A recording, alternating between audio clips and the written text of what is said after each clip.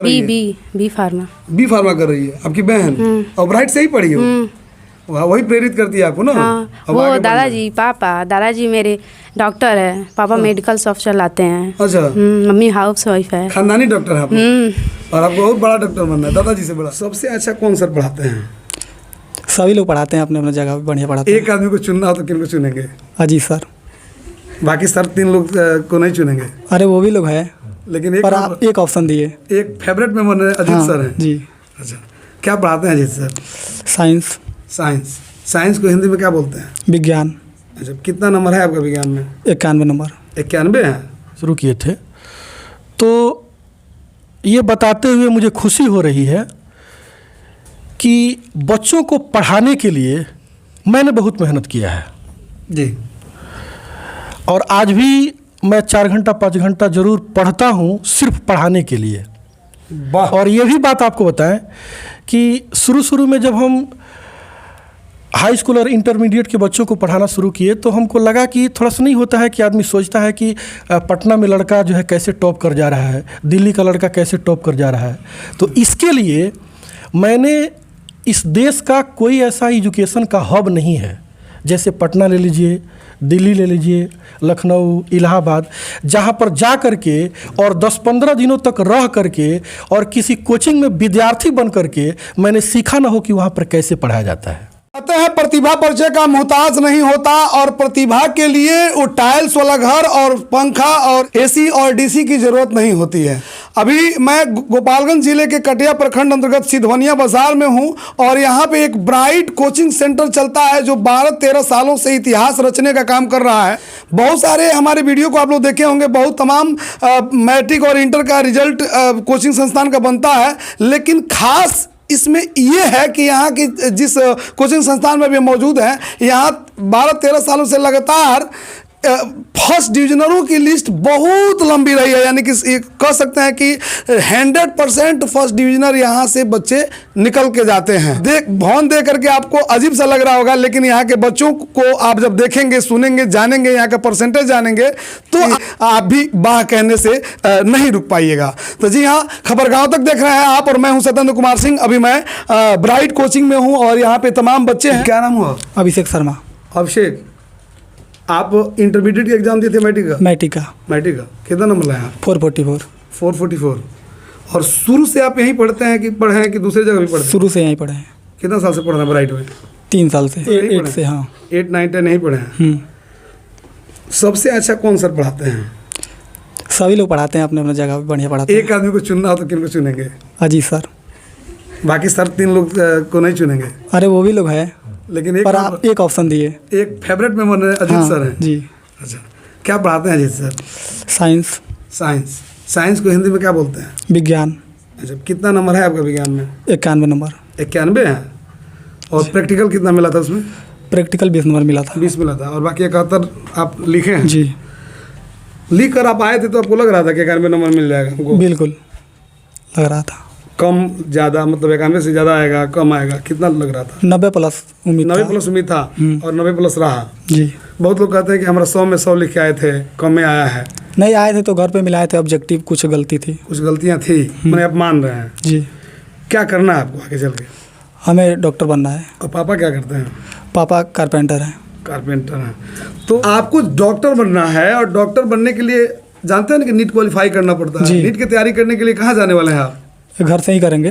कैसे संभव हो पाएगा यहाँ से? क्योंकि यहाँ से कई बच्चे निकाले हैं, हमारे बड़े भैया लोग निकाले हैं नीट यहीं से। बड़े भैया लोग मतलब आपके सीनियर लोग? हाँ, यहाँ से नीट क्वालिफाई कर लिए हैं? हाँ, नीट भी, जेई भी। एग्जाम्पल के तौर पे किसी का नाम बताइए। अजय भैया। कहाँ के हैं? इसी पटखौली के। पटखौली यहीं से पढ़ करके नीट क्वालिफाई कर लिया? जी। ये ब्राइट से पढ़ के? जी। सही बोल रहे हैं आप? बिल्कुल सही बोल रहे हैं। हाँ, यहीं रह करके, और वो लड़का नीट क्वालिफाई कर नहीं, बेसिक यहीं से पढ़ा है ना। यहीं से पढ़े हैं वही। अच्छा। तो आप लोग भी मतलब यहीं रह करके नीट और IIT जैसे एग्जाम को क्वालिफाई कर लेंगे? जी हाँ, अपने आप पर भरोसा है? हाँ। किसके बल पर? सर के बल पर, हम लोग के बल पर, मेहनत के बल पर। और अपने मेहनत के बल पे और गुरुजी लोग के बल हाँ। पे। और बाकी तमाम बच्चे देख रहे हैं आपको। इंटरमीडिएट में भी आपका वीडियो हम बनाने आएंगे। जी बिल्कुल। क्या उम्मीद रहेगा?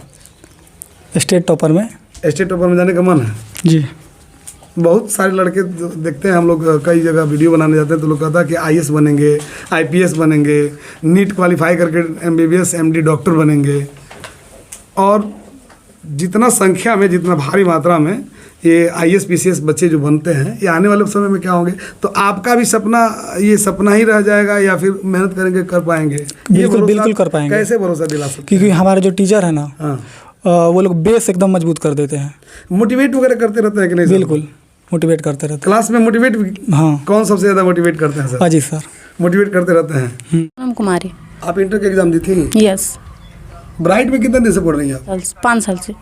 5 साल से। मतलब मैट्रिक आपने यहीं से किया था? मैट्रिक में कितना अंक लाए थे आप? 62%। 62%। और इंटरमीडिएट में? 70%। 70%। इजाफा हुआ है। पिछले बार आप ठान ली थी कि अगले बार अधिक नंबर आना है। जी। किस विषय में ज़्यादा नंबर? हिंदी में। हिंदी में। करना क्या है आगे? फैशन डिजाइनर बनना है। वाह। राजकुमार दुबे। राजकुमार दुबे। कितना अंक आप लाए हैं? 365। आपको क्या बनना है? Software engineer. और आपके पापा क्या करते हैं? हमारे पापा फार्मर हैं। अच्छा, क्या नाम हुआ? दीपिका शर्मा। दीपिका। कहाँ से आती हैं आप राइट में पटखौली पढ़ने? से। पटखौली से। मैंने यहाँ पढ़ने आने का मेन पर्पज क्या है आपका? मतलब राइट में क्यों पढ़ती हैं आप? राइट में अच्छा पढ़ाई होता है और यहाँ पर मोटिवेशनल सब सर बताते हैं। मोटिवेट भी किया जाता है, पढ़ाई भी होता है? हाँ। मैट्रिक में एग्जाम दी थी आप? नहीं, इंटरमीडिएट। इंटर में कौन सा विषय था आपका? साइंस, बायो था। बायो था। क्या करना है आगे चल के? नीट की तैयारी। नीट की तैयारी करना है। नीट का स्पेलिंग मालूम है आपको? हाँ। क्या? NWT। ये फुल फॉर्म मालूम है? National eligibility dot entrance test. अच्छा, कौन ये सब बताया है जी आपको? मेरे दादाजी हैं। अच्छा। हाँ, और मेरी बड़ी बहन है ना, वो नीट का एग्ज़ाम दे चुकी है। अच्छा। हाँ। वो कहाँ पढ़ती थी? वो यहीं पढ़ी वराइटी से? हाँ, वराइटी से पढ़ी। हाँ। अभी फार्मा कर रही है वो देवरिया से। वही प्रेरित करती है आपको ना? हाँ, अब वो आगे बढ़ना है। दादाजी मेरे डॉक्टर है। पापा मेडिकल शॉप चलाते हैं। अच्छा। मम्मी हाउस वाइफ है। खानदानी डॉक्टर है आप लोग। और आपको बहुत बड़ा डॉक्टर बनना है, दादाजी से बड़ा। क्या नाम हुआ? आज़ाद सैफी। आजाद सैफी। कितना अंक लाए हैं आप? 317। मैट्रिक में, इंटर में? इंटर में। इंटर में। हाँ। और कौन सा विषय था आपका? ये थी साइंस। साइंस में कौन सा? मैथ। मैथ्स। हाँ। क्या करना है आपको? सॉफ्टवेयर इंजीनियर बनना है। सॉफ्टवेयर इंजीनियर बनना है। और पापा क्या करते हैं आपके? ये राज मिस्त्री हैं, काम करते हैं। क्या नाम हुआ? सोनाली भारती। सोनाली भारती। हाँ, बड़ी मुस्कुरा रही है। कितना नंबर है आपका? मेरा 377 नंबर आया है। 377। इसलिए मुस्कुरा रही हैं? जी। खुश हैं? जी। और आपसे ज़्यादा नंबर सब लाया है? लाया है तो हम जितना मेहनत किए थे उतना ला दिए हैं। अच्छा। इससे भी अच्छा लाते अगर हम अच्छे से और थोड़ा पढ़े होते। अब मेहनत किए। मैट्रिक है। इंटरमीडिएट में और मेहनत करना है कि नहीं करना है? मेहनत करना। ब्राइट कोचिंग के बारे में क्या कहिएगा? ब्राइट कोचिंग एक ऐसा कोचिंग है जहाँ पे बच्चे इतने अच्छे से पढ़ते हैं। यहाँ के टीचर बहुत मोटिवेट करते हैं बच्चों को। यहाँ से बहुत सारे बच्चे बहुत अलग अलग पदों पे गए हैं, जैसे कि नीट की तैयारी करते हैं, इंजीनियर बने हैं, बहुत सारे पदों पे गए हैं। चले गए? हाँ, चले गए हैं। तुमको भी बड़ा कोई पद पे जाना है? कौन सा पद पे जाना है? हमें लॉयर बनना है। लॉयर बनना है? कानून के बारे में जानकारी हो जाएगा तो लोगों को फंसाओगे पूरा? नहीं फंसाएंगे नहीं। हाँ। जो फंसेगा उनको न्याय दिलाएंगे। बाबूजी वकील नहीं ना है? नहीं, वकील नहीं है। बाबूजी क्या है? पिताजी ब्लॉक में काम करते हैं, विकास मित्र है। अच्छा, विकास मित्र हैं। क्या नाम हुआ पापा का? प्रेमचंद्र राम। अच्छा। और मम्मी क्या करती हैं? मम्मी आंगनबाड़ी पढ़ाती है, आंगनबाड़ी में। और आपको वकील बनना है? जी। जज नहीं बनना है? नहीं, हमें रुचि है वकील बनने में तो हम वकील बनेंगे। प्रीति कुमारी। प्रीति। कहाँ घर है आपका? पटखौली। पटखौली।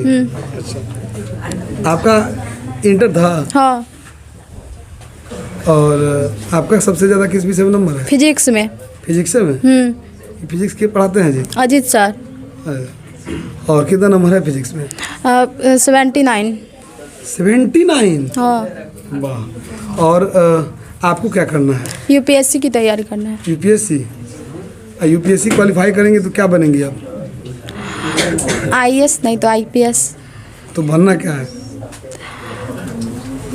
पुलिस विभाग में जाना है या ऐसे जो है कि मजिस्ट्रेट पदाधिकारी बनना है? क्या बनना है? नहीं, पुलिस डिपार्टमेंट नहीं जाना है। पुलिस डिपार्टमेंट नहीं जाना है? काहे जी? पुलिस में काहे नहीं जाना है? सर उसमें हमारी रुचि नहीं है। रुचि नहीं है इसलिए नहीं जाना चाहते आप? नबीउल्लाह अंसारी। नहीं बोला सर जी लोग को पढ़ाई समझ में आता है? Yes sir.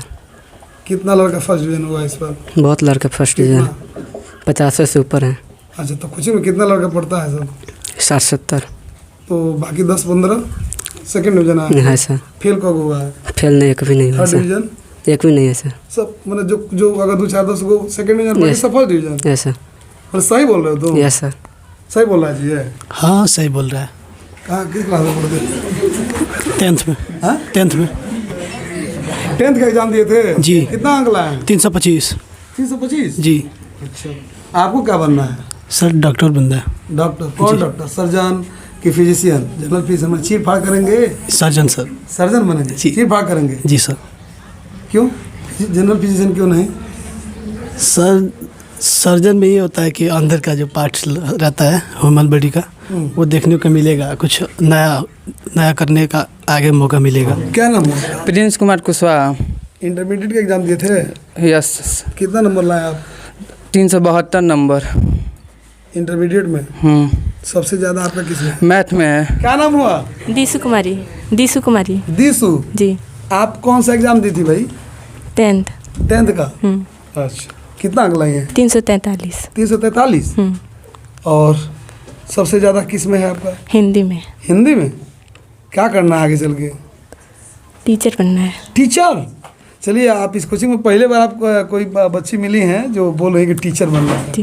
देख रहे थे कि ब्राइट कोचिंग सेंटर सिधवनिया के कैंपस में है। मैट्रिक और इंटरमीडिएट के परीक्षा में सफल छात्रों से हम बात कर रहे थे और अब बारी है यहाँ के शिक्षकगण का कि भाई ये लोग कैसे पढ़ाते हैं कि इतना बेहतर अंक इस सुदूर से इलाके में बच्चे लाते हैं। तो सबसे पहले तो सर स्वागत करेंगे, क्या हाल चाल है? सब ठीक है सर।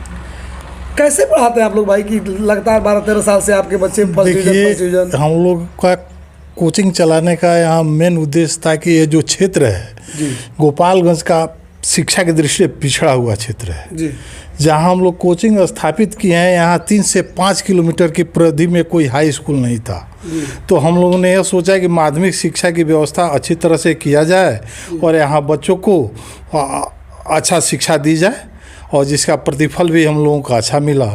हमारे यहाँ आज भी लगभग 250 से 300 बच्चे रहे हैं और 50 से ऊपर फर्स्ट डिवीज़न हर सत्र में लाए हैं। क्या नाम हुआ सर? हमारा सत्येंद्र कुमार राय है जी। क्या पढ़ाते हैं सर? हम ज्योग्राफी पढ़ाते हैं, सोशल साइंस हमारा विषय है। सबसे पहले तो खबर गांव तक में स्वागत करेंगे।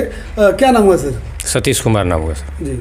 क्या पढ़ाते हैं सर आप? मैथ पढ़ाते हैं सर। मैथ। अच्छा बताइए कि कोचिंग चलाने के लिए बड़ा बड़ा मार्केट है, यहाँ आपके बगल में कटिया है, जमुना है, पंचदेवरी है, भोरे है। यहाँ अगर आप कोचिंग खोलते तो ज़्यादा कमाई होती, बहुत ज़्यादा पैसा रखते। तो यहाँ इस सुदूर से इलाके में कोचिंग खोलने का मन में कैसे ख्याल आया? पहली बात तो हम बता दें कि एज ए कोचिंग संस्था के रूप में हम लोग का संस्था नहीं चलता है जी। यहाँ जो है गरीब तबके के जो बच्चे हैं, जो होनहार बच्चे हैं, उनको पढ़ाया जाता है और फ़ी का कोई यहाँ पर ये नहीं है कि फ़ी दे करके ही उनको पढ़ना है। सबसे पहली बात, जो पिछड़े इलाके हैं वहाँ पर जो है उनके शिक्षा के लिए कोई बहुत अच्छा साधन यहाँ पर नहीं था पहले। अब तो बहुत सारे स्कूल खुल गए हैं अगल बगल और अब स्कूलों में भी अच्छी पढ़ाई हो रही है। लेकिन जिस समय से हम लोग यहाँ पर लगे हुए हैं उस समय आसपास कोई अच्छा ना कोई पढ़ाने वाला था ना कोई मेहनत करने वाला था। फिर भी जो है हम लोगों ने उस समय प्रयास किया और उसका प्रतिफल आज दिख रहा है।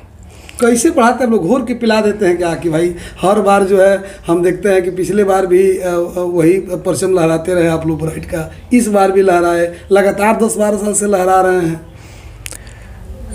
बच्चों को पढ़ाने की आवश्यकता नहीं है, उनको मोटिवेट करने की आवश्यकता है। बच्चे तो स्कूल में पढ़ते ही हैं, स्कूल जाते हैं, घर पर पढ़ते हैं, कई जगह पढ़ते हैं वो।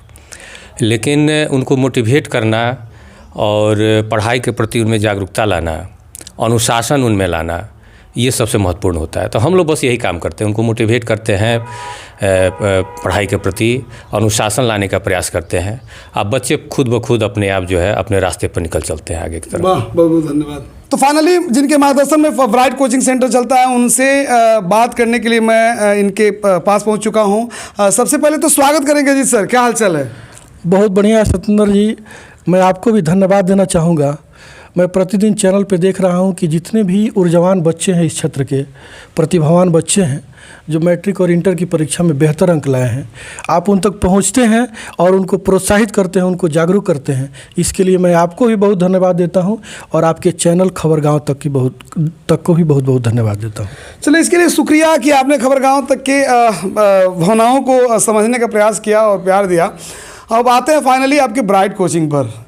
यहाँ हम आए और कई वर्षों से हम आते हैं, देखते हैं कि आप लोगों का जो ये रिजल्ट होता है, हमेशा जो प्रथम स्थान वाले बच्चों का संख्या तो ज़्यादा रहता ही है, 400 प्लस भी ज़्यादातर बच्चे आते हैं। इस बार भी हमने देखा एक लड़का 444 नंबर लाया है और हर बार बेहतर जो ये रिजल्ट होता है, इसका राज क्या है? देखिए सर, बहुत पहले पढ़ाना शुरू किए थे हम लोग, अपनी संस्था यहाँ पे शुरू किए थे, तो ये बताते हुए मुझे खुशी हो रही है कि बच्चों को पढ़ाने के लिए मैंने बहुत मेहनत किया है जी। और आज भी मैं 4 घंटा 5 घंटा ज़रूर पढ़ता हूँ सिर्फ पढ़ाने के लिए। वाह। और ये भी बात आपको बताएं कि शुरू में जब हम हाई स्कूल और इंटरमीडिएट के बच्चों को पढ़ाना शुरू किए तो हमको लगा कि थोड़ा सा नहीं होता है कि आदमी सोचता है कि पटना में लड़का जो है कैसे टॉप कर जा रहा है, दिल्ली का लड़का कैसे टॉप कर जा रहा है।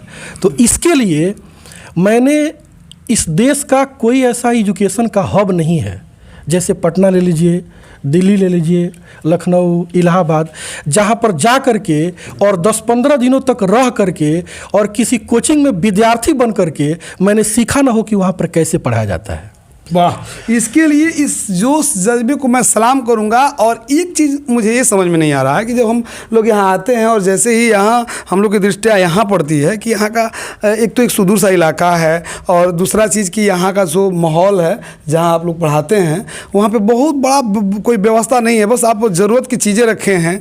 और तीसरा चीज़ ये कि ये जो भी बच्चे अभी जिन लोगों से मैंने बात करने का प्रयास किया, ये सब मिडिल परिवार के बच्चे हैं, लो फैमिली से बिलोंग करने वाले बच्चे हैं और इतना बेहतर रिजल्ट लाए हैं कि चेहरे पर उनका मुस्कान है। और ये भी कई बच्चों ने बताया कि न्यूनतम फीस में पढ़ाई होती है।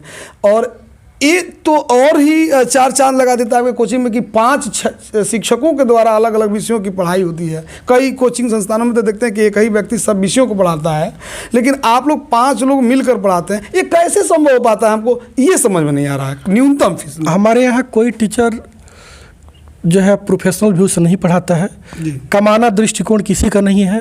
बस एक ही उद्देश्य है कि जब तक यहाँ हम लोग हैं, हो सकता है कि आने वाले समय में कौन जानता है कौन कहाँ रहेगा, जब तक हम लोग यहाँ पर हैं तो कुछ बच्चों को यहाँ पर लाभ मिल जाए। और हर शिक्षक हमारे यहाँ अनुभवी है, हर शिक्षक, यहाँ तक कि इस कोचिंग संस्था में पढ़ाने वाले 3-4 शिक्षक जो हैं हमको खुद पढ़ाए हैं, वो खुद हमारे गुरु रहे हैं, जैसे सतेंद्र सर हैं, परवेश सर हैं, ये सभी लोग हमको पढ़ाए हैं। और जैसा कि मैं अभी चर्चा आपसे हुई थी, चर्चा मैंने किया था आपसे कि इलाहाबाद, लखनऊ, पटना जा कर के मैं रहा, कोचिंग संस्थानों में गया, देखा, जानने का प्रयास किया कि वहाँ किस तरह से पढ़ाई होती है, क्या टेक्निक है, क्या तरीका है। मुझे लगा कि कुछ ऐसा नहीं है कि यहाँ पर हम लोग बेहतर नहीं कर सकते हैं। और वो सारा चीज़ जानने के बाद, घूमने के बाद मैं मेहनत करना शुरू किया। यहाँ पर हम लोग पूरे लोग जो है, सभी हमारी टीम के सभी लोग जो है मिल कर के हम लोग एक अलग माहौल तैयार किए और उसका प्रतिफल भी मिला। मैं आपको बता दूं कि पिछले लगभग 12-13 सालों से हर साल मेरे यहाँ कोई ऐसा वर्ष नहीं है जिस वर्ष 50 से कम लड़के फर्स्ट डिवीज़न आते हों। फर्स्ट डिवीज़नर भी 80% से अधिक नंबर लाने वाले बच्चों की संख्या भी काफ़ी अच्छी रहती है। और बहुत ऐसे बच्चे जो हमारे यहाँ से पढ़ के निकले अभी काफ़ी अच्छे जगह पे पहुँचे हैं। इस सुदूर ग्रामीण इलाके में जो है मुझे ये बताते हुए फ़ख्र हो रहा है, खुशी भी है कि हमारे यहाँ से निकले हुए जो बच्चे हैं काफ़ी अच्छा कर रहे हैं। आज और 7 साल पहले की बात अगर हम आपसे करें, 7 साल पहले का जो पढ़ाई का स्तर था उसमें और आज के पढ़ाई के स्तर में, तो किस दृष्टिकोण से देखते हैं आप? बहुत बदलाव हुआ है सत्येंद्र जी, इतना बदलाव हुआ है जितना आदमी कभी सोचा नहीं था। आज की जो स्थिति है, जैसे अभी आप बोले हैं कुछ देर पहले कि आप लोगों का दृष्टिकोण क्या है, बाकी लोगों का दृष्टिकोण क्या है पढ़ाने का, तो आज की स्थिति ये है कि अच्छे बच्चों को खोजना पड़ रहा है जी। हम लोग ललायित रहते हैं कि कोई पढ़ने वाला बच्चा, कोई प्रतिभावान बच्चा, कोई अनुशासित बच्चा, कोई संस्कारिक बच्चा हमारी संस्था में आए और हम लोग जो है अपना काम करें उस बच्चे के प्रति, उस बच्चे पर हम लोग मेहनत करें, वह बच्चा भी परचम लहराए। आज खोजना पड़ रहा है, आज स्थिति ये है। बच्चे तो बहुत हैं, लेकिन उनमें जो है हीरे की खोज करना ये चुनौती है। आज से 4-5 साल पहले की स्थिति ये थी कि मास लेवल पे बच्चे अच्छे थे, बच्चे पढ़ाई का महत्व समझते थे जी, और जो संस्कार, अनुशासन, हर चीज़ बच्चों के अंदर था। लेकिन अब धीरे धीरे काफ़ी कम हो रहा है, ह्रास हो रहा है। मानते हैं आपके मतलब पहले के बच्चों में संस्कार में थोड़ा सी गिरावट आई है? बहुत गिरावट आई है जी। इसके पीछे कुछ कारण और भी है, जैसे पढ़ाने वाले कुछ लोग जो हैं माहौल को बिगाड़ दिए हैं जी। पढ़ाना आसान काम नहीं है। पढ़ाने के लिए जो है खुद पढ़ना पड़ता है, खुद मेहनत करना पड़ता है, अपने अंदर संस्कार पैदा करना पड़ता है जी। खुद अनुशासित रहना पड़ता है जी। अभी आप देख रहे होंगे कि माहौल बना हुआ है कोचिंग का, जो है एकदम बाढ़ जैसी स्थिति हो गई है जी। गांव में जो पढ़ लिख लिया लड़का बेकार हो गया, वो कोचिंग चलाना शुरू कर देगा जी। अभी वो समझ नहीं सका है कि टीचर का मतलब क्या होता है। अभी उसको पता नहीं है कि टीचिंग क्या है, टीचिंग स्किल के बारे में कुछ नहीं जानता है, बच्चों को पहचान नहीं सकता है कि किस बच्चे को कैसे पढ़ाना है। वो भी लड़का जो है टीचिंग करना शुरू कर देता है और लोग वहाँ भेजते भी हैं। अभिभावक खुद नहीं समझते हैं इस चीज़ को। वैसे जगहों पे बच्चे जाते हैं और वहीं से उनका बेस धीरे धीरे गड़बड़ होता है, और जिसका नतीजा ये होता है कि मैट्रिक में, इंटर में जाते जाते बच्चे खराब हो जा रहे हैं और संस्कारिक हो जा रहे हैं, और उसका प्रतिकूल प्रभाव उस बच्चे के पूरे लाइफ पर पड़ रहा है। बिल्कुल, सर ने कहा इशारा में कि संगत से गुरु होता है और संगत से गुरु जाता है। जैसे गुरु खोजेंगे वैसे ही शिक्षा आपको मिलेगा। तमाम लोग खबरगाहों तक के देख रहे हैं सर, चलते चलते खबरगाहों तक के बारे में क्या कहिएगा, तमाम श्रोतागण के बारे में क्या कहिएगा, सफल छात्रों के बारे में क्या कहिएगा, असफल छात्रों के बारे में क्या कहिएगा?